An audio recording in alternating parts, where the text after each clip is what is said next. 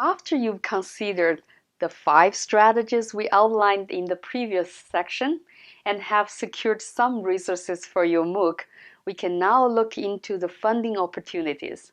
As mentioned earlier on, the MOOC is a new concept, and most likely when you approach a human service funder with the word MOOC, the common reaction will be, "What?" Even when that funder traditionally funds the type of services that you're trying to MOOC, it is not going to be easy to persuade them to move the services online. Writing a funding proposal is often time-consuming, and no matter where you apply, the competition for funding in the nonprofit sector is always furious. So you do need some strategies to avoid being frustrated by too many rejections. Not only do you need to find out where to ask for money, more importantly, you need to know the right timing, right level and stage, as well as the right amount. First, where to apply for MOOC funding. Check the funding sources that are designated to online projects.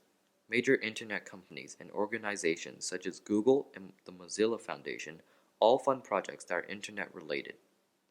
Target the funding sources that are earmarked for training, professional development, and capacity building in your sector. This is the kind of service area which can be intuitively associated with a MOOC, an online course. If you already are known for delivering quality training and workshop sessions, you may be able to help your traditional funders visualize how the service will be delivered online and still produce the same, if not better and greater results. Target progressive funders that promote social innovation and encourage new ideas. The Vital Idea grant that supports this MOOC is this type of funding. Even the most conservative funders may have small pockets of money for innovative service approaches. If they walk their talk, you may receive funding from them as long as your MOOC's outcome align perfectly with their traditional funding priorities. Choose funders who primarily fund projects that have at least a regional scope, better still, a national or even international scope. Look for community investment funders in the corporate sector, who are usually more tolerant of experimental approaches, especially when the funding request is considered as a one-off charity donation.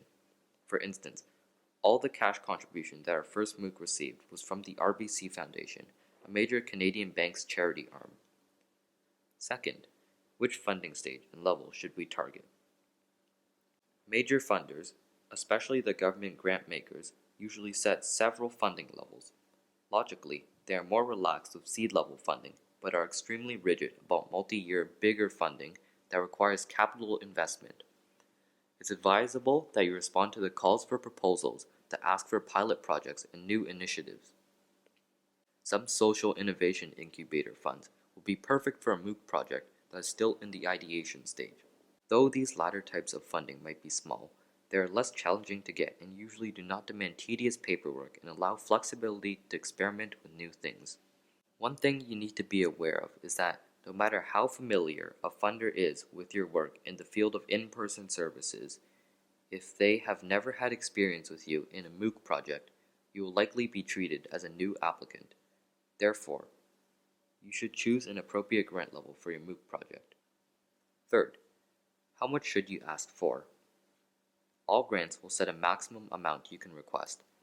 When you apply for seed-level funding, even if you get 100% of the maximum allowance, it usually won't cover all your legitimate costs. So, it's really tempting for an applicant to put in a request that touches the funding ceiling. But it is important to stick to the expense lines they fund. Many grant makers define the specific lines they fund and will exclude all ineligible costs regardless of whether there are unavoidable expenses in your budget. It would be smart to make sure what you ask fits logically within the eligible expense lines. Moreover, most such seed grants assume a venture capitalist kind of approach. They always ask you to find other contributors. That is why we used a full section to talk about how you can creatively make up this funding gap. Last but not least, although it's very hard to find core funding for the full cost of a MOOC project, it's a lot easier to find seemingly unrelated small grants to cover bits and pieces of the project. For instance, If you want to hire a couple of tech-savvy people to help with the tech aspect of the project, there are numerous youth employment funds that help young people gain work experience through subsidized employment. Governments also give financial incentives for creating summer jobs. It's imperative for a nonprofit organization to seize all these opportunities to fund an innovative project like a MOOC.